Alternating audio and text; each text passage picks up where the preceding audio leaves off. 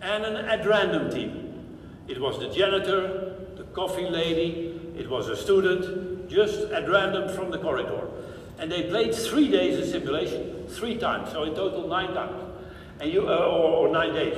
You understand the result. 3 times, the at random team beat the shit out of the professors of Cambridge. Conclusion of his thesis, the best way to guarantee the killing of innovation in a team is put creative people together, because they kill each other.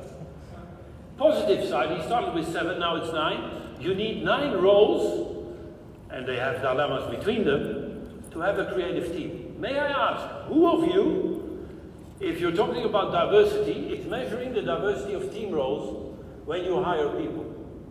Because Curtin said, you need 9 roles, here they are. The completer finisher, the specialist, the plant, the creative person, the monitor evaluator who will kill the idea, the team worker who pours the coffee and tea, the resource investigator, I'll find some budget, the implementer, the coordinator is the leader, the person who connects the team roles, and finally the shaper, IQ around 80, very enthusiastic but no brain. Yeah? You need them all. Now, one person can cover 3 roles, so if you're lucky with 3 people, you can cover them all. We did it in our little company doing cross-cultural work, and we found out in our group of 20 that we covered all the roles except the top one, the completer finisher. And that was interesting. And then we said we hire a person on the basis of the Bell-Bin score. And what we found was quite interesting. Namely, that all the people we selected, I didn't really like them.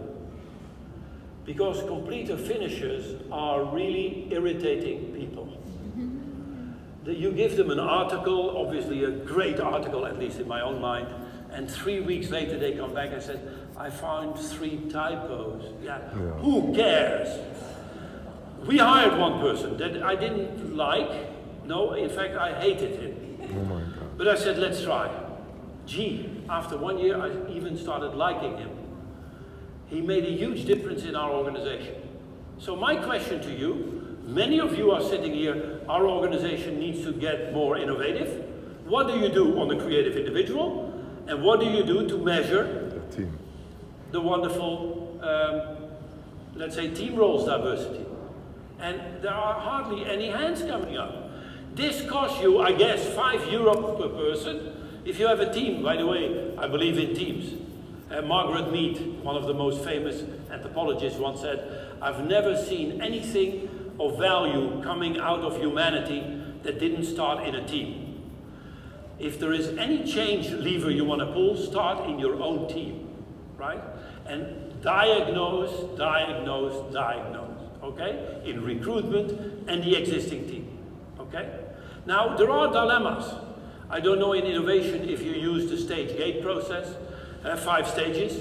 The first stage ends with a prototype. And it starts with brainstorming by the plant, the creative individual, and a first check by the monitor evaluator, the critical bastard. Now that's a dilemma, because don't you know in your team, there are people coming up idea after idea, and the other person killing it? Now that's the problem. If you have too many monitor evaluators, they strangle it at birth. If you have the blue sky, only the plant without a monitor evaluator at the Amsterdam coffee shop, you're here in the air.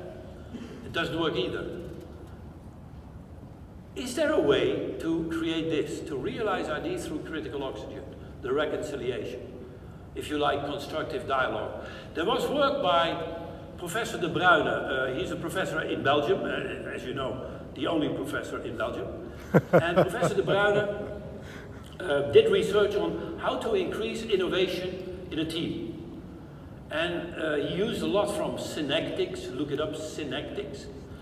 And he said the following. Now, why don't you take a minute to discuss what could you do in your team to make a constructive dialogue, to give ideas a chance without immediately killing it, but not end up in the blue sky, okay? So how can you create a culture in your team And I'll give you some advice how to do that, and it's very simple. What is your organization doing, your team doing about this? Because if you don't do this, there will never be innovation. Because you will never end even with the first product. Okay, take a minute to discuss. What are ways where you could create, if you like, constructive dialogue around an idea? Good luck, I'll be back in a minute.